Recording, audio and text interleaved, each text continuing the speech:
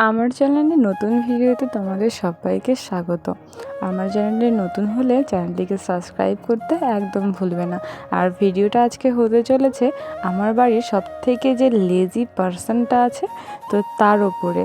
তো ও আমাদের বাড়ির সবথেকে লেজি, ওর ওপরে আর কেউ না। ও লেজি, দেন তারপরে আমি বলতেই পারি আমার বাবা, দেন তারপরে আমি। আর মা অতটা লেজি না, মার কাজ যখন তো তখনই মা শেষ করে ফেলে।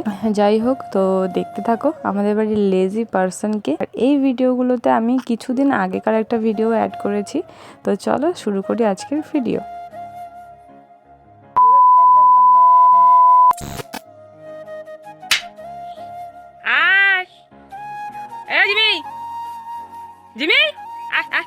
দেখতে পাচ্ছ, সকাল সকাল ওর কাজ হলো বাবা যদি টয়লেটে যায় তাহলে ও টয়লেটের সামনে বসে থাকবে। আর এই কাজটা করার পরে ও পেট ভরে জল খায়। আর হ্যাঁ, যদি বৃষ্টি হয় সেই মুহূর্তে যদি বাবা টয়লেটে থাকে তাহলে ওকেও টয়লেটের ভিতরে নিতে হবে, না হলে ও আসবেই না, ওখানেই থাকবে, বৃষ্টিতে ভিজবে তবুও ওখানেই থাকবে। দেন তারপরে কিছুক্ষণ পরে দেখি ও ঠাকুর ঘরের ওপরে উঠে মা মা করছে। তো যাই হোক, দেখো কি করছিল ওখানে। তোর বসার জায়গা কি কি করিস তুই ওখানে? কি করিস? আমি ভাবি ওখানে কে, তখন থেকে কে ওখানে ঘুর ঘুর ঘুর ঘুর করছে, খরমর খরমর আওয়াজ হচ্ছে। না ওখান থেকে আমি না করছে খালি। কি খেতে উঠেছিস তুই? ওখানে কি আছে খাবার? তুই খাবার দেওয়া হয় না? তুই এখানে উপরে উঠে বসে আছিস। নামবি না?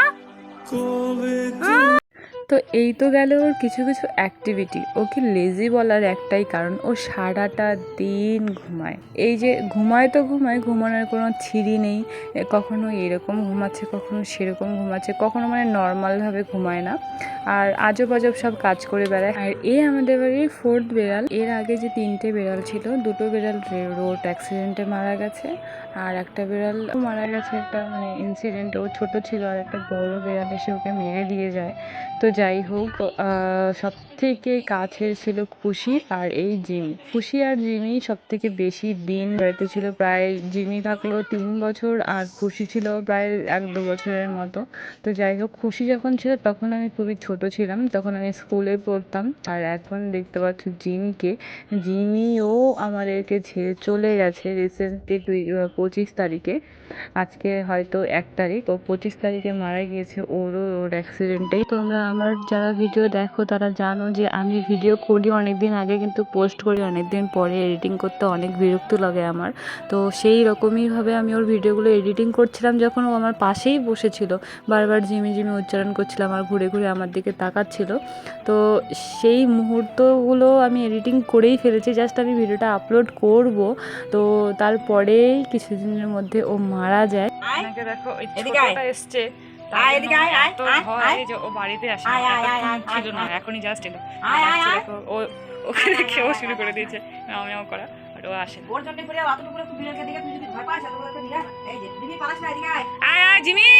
ভিডিওর শুরুতে বলেছিলাম না যে একটা অনেক দিনের আগেকার ভিডিও আমি অ্যাড করেছি। এই ভিডিওটা ছিল অনেক দিন আগেকার ভিডিও, যখন আর একটা বিড়ালকে নিয়ে আসা হয়েছিল। এটা আমার মামা বাড়ির বিড়াল। তো একে আমি এনেছিলাম যে এও আমাদের বাড়িতে থাকবে। তো ও ছিল না, ও আবার চলে গেছিল। তো ওকে দেখে এ ভয় পাচ্ছিল। দেখো কত বড় বিড়াল আর ও কতটুকু বিড়াল, ওকে দেখে এ ভয় পায়। এটাই হলো কথা, মানে ছোটটাকে দেখে বড়টা ভয় পায়।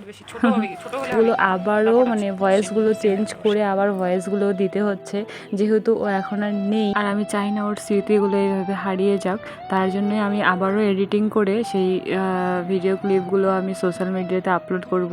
কারণ এরপরে তো আর আমি ওকে দেখতে পারবো না, আর ফোনের কথা বলা যায় না কখন ওর ভিডিওগুলো ডিলিট হয়ে যায় কি হয়ে যায়। তো তার জন্যই এডিটিংটা করে আবারও পোস্ট করছি। আর এইভাবেই সারাদিন দোকানে বসে থাকতো। দুপুরবেলা ওর বসার কোনো আদব কায়দা ঠিক ছিল না, ঘুমানোর কোনো আদব কায়দা ঠিক নেই।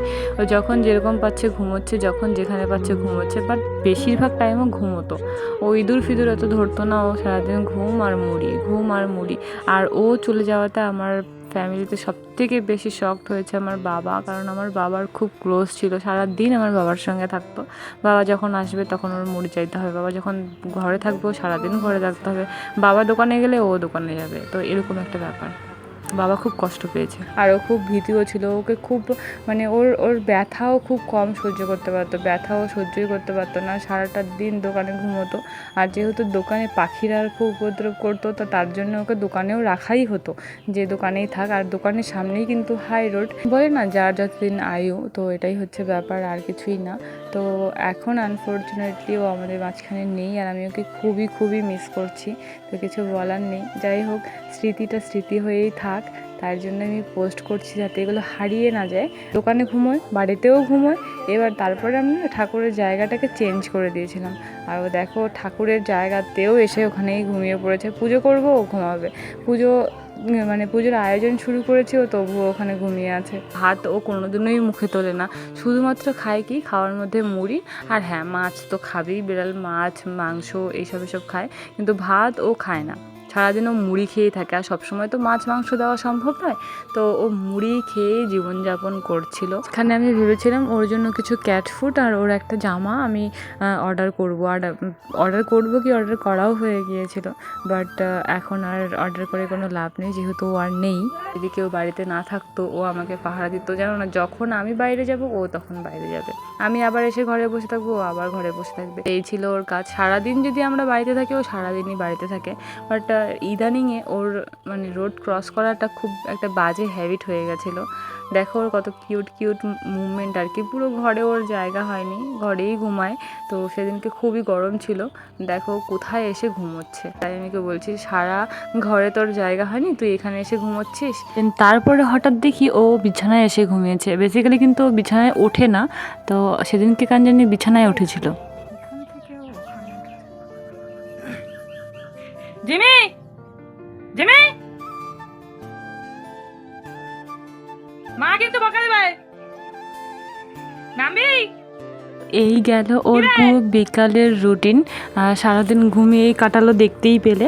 দেন তারপরে মানে কি বলবো, মাঝখানে যে সন্ধ্যাবেলাটা থাকে, সন্ধ্যাবেলায় বাবা মা আমি সবাই বসে বসে টিভি দেখছিলাম।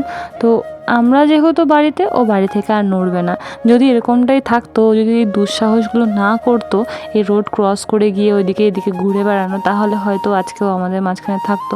এবার বিড়ালকে তো আর বেঁধে রাখা যায় না, না? তো কী করবো আর।